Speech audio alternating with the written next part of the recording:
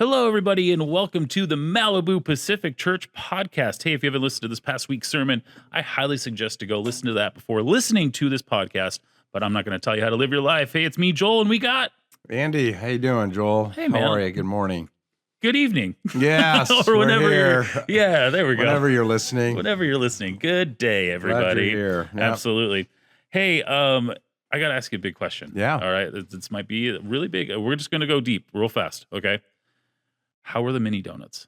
They were incredible. I had 2 bags. 2 bags? I feel really bad. Not really. Not really? Yeah. Did you get powdered sugar? Or Powdered sugar. Yeah? I wish, though, the second round I had tried was it cinnamon? Or Yeah, what was cinnamon it? sugar. Yeah. Yeah. But I'm a powdered sugar guy. Loved it. And it was so much fun. Oh my gosh. Just watching the contraption kind of blew my mind. They were coming off the conveyor belt right in front of our eyes. Yeah. And flipping. And flipping. They were flipping too. It's like a little donut dance. So, there's just, I hate to say it, there's nothing like a fresh donut that's still hot and you just go for it. So I want to encourage everybody to follow us on social media somewhere, because you can find out what we're doing on a Sunday morning and if the extra things, and it's always something fun. And so, I don't know, you help me out there. Click subscribe or follow. Yeah.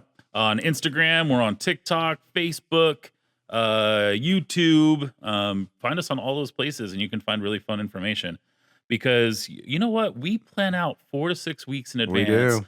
But it gives us margin to just go, you know what we should do this weekend? Mini donuts. Why not? Why not? Mind blown. So much fun. And we have something kind of special coming up this Sunday. We're not going to tell you what, but just every Sunday is special. It's going to be great, It's going to be everybody. so great. Oh, my gosh. So follow us, on social media. And also I send out a Friday email. Joel does our website. I think you can also subscribe there for our email on the front at the of the bottom. website. Okay. Yes. And I also do email and let everybody know if a couple of highlights and things that are happening or bringing up to speed, and try to catch you up on some good news or what happened last week or how to connect, or it's different every week. So either email or social media, stay on top of it so you don't miss out on anything. I know. I had people texting going, "You had mini donuts?" Yes. I was like, well, don't miss it. Were they not? Yeah. Are you not on social? Come on. Join it. It's a party. It's community. It's fun. All right. So, hey, we're in our new series, Born to Lead. And wow, was it a great kickoff to this series. Great weekend. Yeah. How'd you feel about Born to Lead? Really good. I think packed too much into one sermon. There's so much there, especially talking about vision and leadership. Sure. And anyway, I just, maybe that gives us a chance to talk here. But felt good, but there's just a lot there. Absolutely. So when you're coming up with the sermon series, what made you want to talk about leadership inside the church? Well, this is a John Maxwell saying, and however way you feel about John Maxwell, for those of you who are new or to the podcast or don't know who John Maxwell is, he's been a leadership guru, has written, I don't know how many books out there about leadership. Famous one, 21 Irrefutable Laws of Leadership. And one of the things he has said over and over and over is everything rises and falls on leadership. Jim Collins, that we'll be talking a little bit more about, he says, it's not all about leadership. There are systems, there is a vision, there is a flywheel, the hedgehog principle. But when you listen to Jim Collins today, it's not all about the leader, meaning it's a certain leadership style or a charisma of leader. There's boring leaders, there's exciting leaders, charismatic leaders, engineer leaders, but there is a level 5 leader. And at the end of the day, there is still a someone who is helping an organization move forward or declaring or communicating clearly what the vision is. And so without a vision, I think people will perish. Or where are we going? What are we doing? What direction are we going? A committee cannot do that. Totally and I think that's what happens in churches, is that committees try to lead. And I don't know if you've noticed, if you go downtown, in any downtown anywhere in America, there are no monuments or statues of committees. There's usually leaders. So It really just depends on the kind of leader. And the one I wanted to touch on was the beginning. We're going through the book of Nehemiah. Yeah. And really, he had a vision. Yeah. And it started from his broken heart, that the walls and the gates of Jerusalem were burned down and the walls were destroyed. Yep. So his heart was broken. One thing I wanted to say, and I didn't quite say it, didn't have enough time. Nehemiah, Nehemiah knew where his place in history was. Meaning, this is a story, the redemptive story of God. And Jerusalem represented something of restoring the people of God. And what Jerusalem represented for the Jewish people. And so, in light of Abraham, Isaac, Jacob, David, Solomon, walls are down. He saw his role as a leader. Let's rebuild the walls. In other words, it's not just the walls, like a church. It's not just a building, but rebuilding the people of God. So he knew his place in history, that the vision here is to rebuild the walls. Yes. So leadership, it took a leader, Nehemiah, Yeah. to cast vision. And the people said, let's do it. And I think that's with your first question and your kind of your ending point too of what breaks your heart. That's going to be your compass of your leadership. Oh, that's right? a good word. I should have used that word. That's good. That's So, a great word.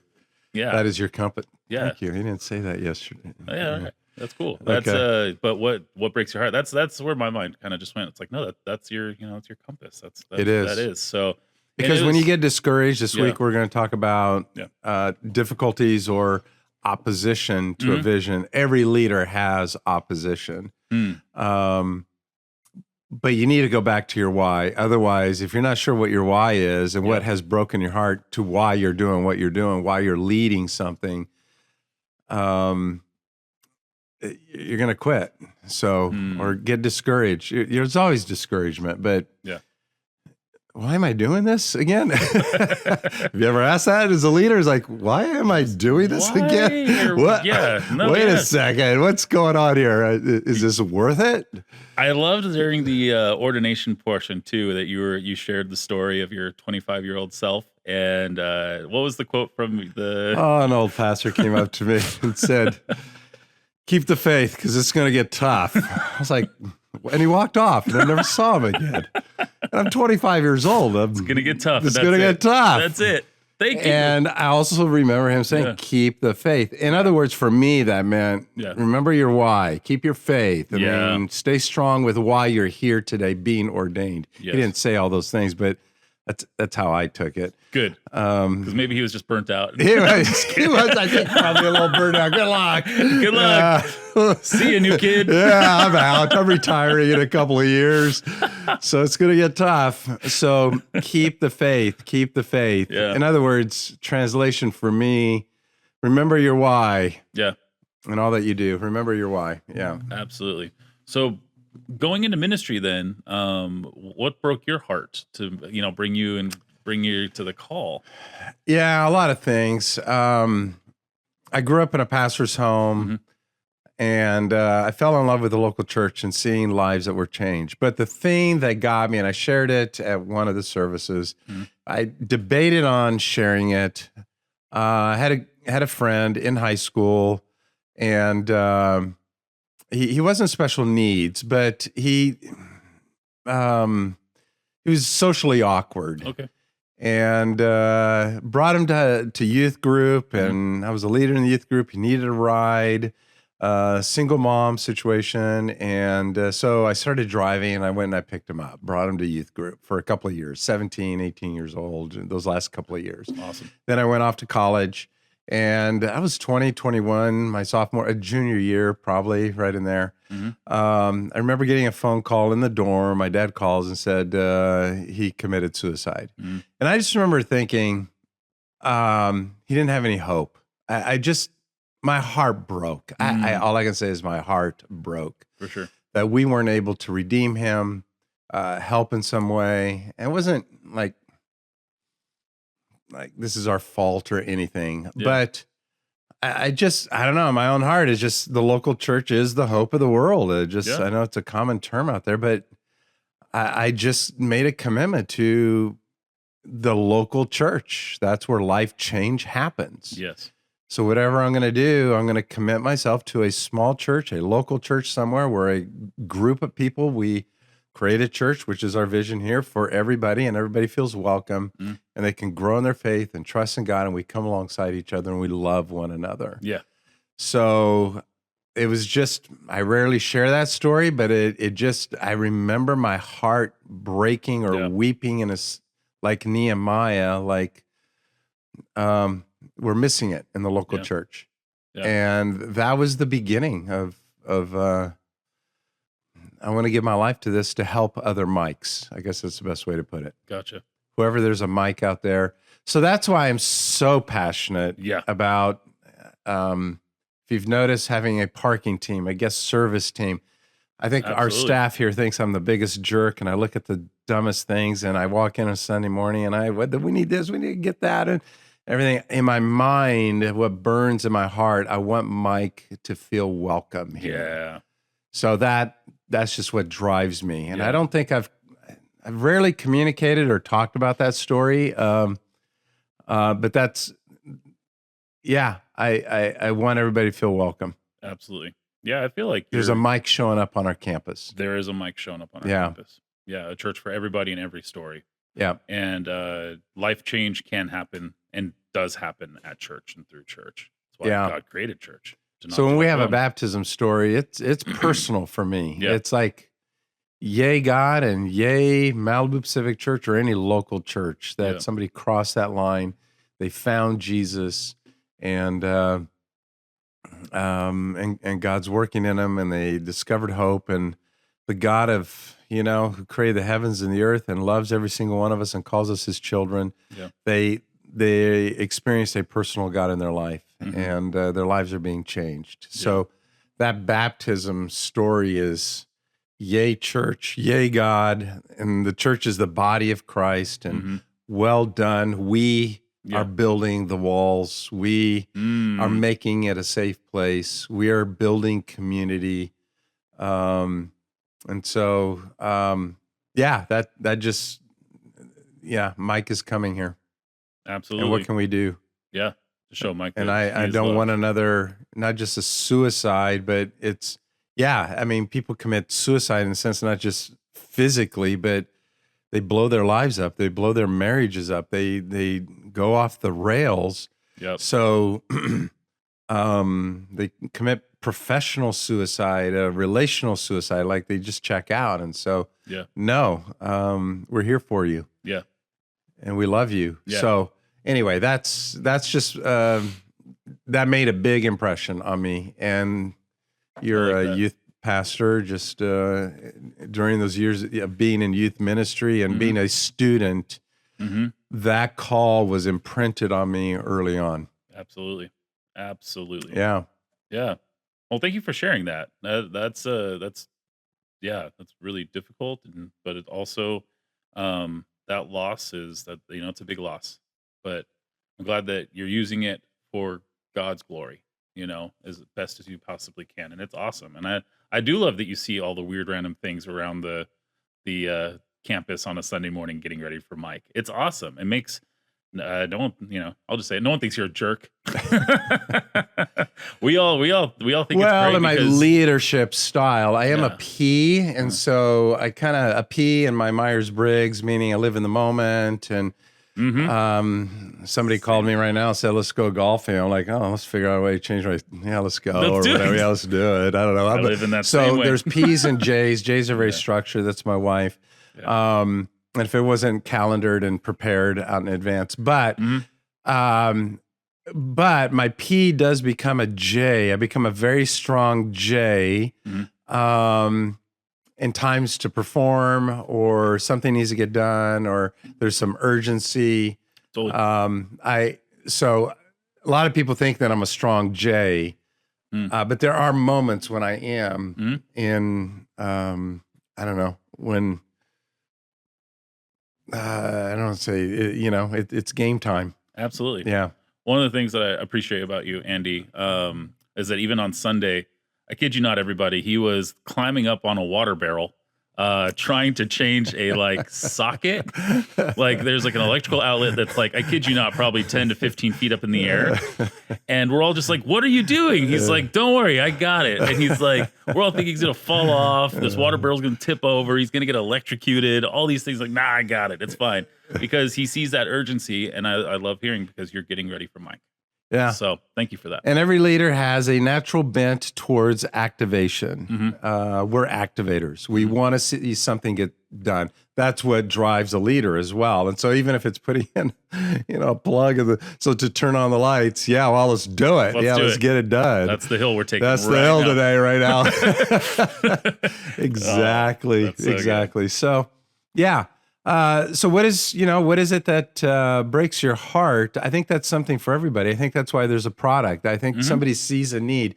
The problem with Sunday was talking to the Christian crowd and then also talking to leaders in the business community world with businesses. So I was trying to communicate. There's a reason why you started your business. There's a reason why you invented a product. There's a reason why you're doing what you're doing or working for a certain company or going somewhere. So joining that firm, that school, that everything. Ask your why. Why am I here? What is my greater purpose here? I believe every business also should be a ministry. So for those of you who are business leaders, you're actually pastoring people. You're leading people. You're their pastor. So I feel like halfway through, I had a hard time communicating. Half of it was, you have a passion. What breaks your heart breaks the things that break God's heart. But I was also trying to say, what is your why in the world that you're living in? And not everybody can be a pastor. Not everybody is in ministry. We can't hire every person here. You're working. But you also have a purpose. You have a why. Totally. For the things that you're doing. And it may be a why or what breaks my heart to be in some kind of a ministry or do something like Bill Bright did with Campus Crusade or the Jesus film. So that could happen. But also I believe what breaks your heart can also help you be a great leader in your business. Absolutely. I like that you broke it down with the leadership made simple. The 3 points, the why are you doing it? What are you doing? What are you doing? And how do I fit in? Yeah. I think that's just a good question no matter what. Because even with the name of the series called Born to Lead, that applies to everybody. And no matter what, you're going to be a leader somewhere. You are. Somehow, no matter what. Even a mom, you're leading kids. Oh my gosh, you're leading kids. One of the biggest leadership jobs ever. It's the most important leadership job in the world. Oh gosh, yes. You're leading kids in the next generation. That is a ministry in your home. Gosh, yes. So asking the question, why are you doing it? What are you doing? And how do I fit in? I think the third question is what people are always longing to find the answer for is the how do I fit That's good. into the leadership. What resource would you say people could use to find out how they could fit in with leadership wherever they are at in life? Is there, That's good. Yeah. Love it. I just mentioned the Myers-Briggs. Find out your wiring. Find out your wiring. Yes. And I'll even go back a little bit. Go back to Romans 12, 1 Corinthians 12, that talks about your spiritual gifts, that we're the body of Christ. I also believe that every part, like in a business, that you have a function in the body and you have a gift set that's unique to you. Yeah. So, find that out, because if you're a finger, then, or you're an ear, you're a nose or whatever in the body of Christ, or also in your company, you're not sitting at a cubicle kind of putting your time in from 9 to 5 and go home. I mean, who wants to live like that? Totally. So you have a purpose. So find out what the purpose of the finger is and what it does and what it's good at. Yeah. We also use the Enneagram. So I'm a 7, you're a 7 as well, but it's just another tool. There's a ton of other resources out there for you to look at to see how you fit in. Yes. But that's a whole other conversation on how you fit in for Sunday. And obviously we have to finish right on time here these days, because you got to go pick up your kids. Who said that? Yeah, my wife. So finish on time, or I catch it at home. Remember, there's a ton of volunteers with our children helping to change the next generation, but they're ready to give them back to you. It's really, I mean, how you fit in. But at the end of the day, I did mention it, and I need to spend a little more time with it. Mm-hmm.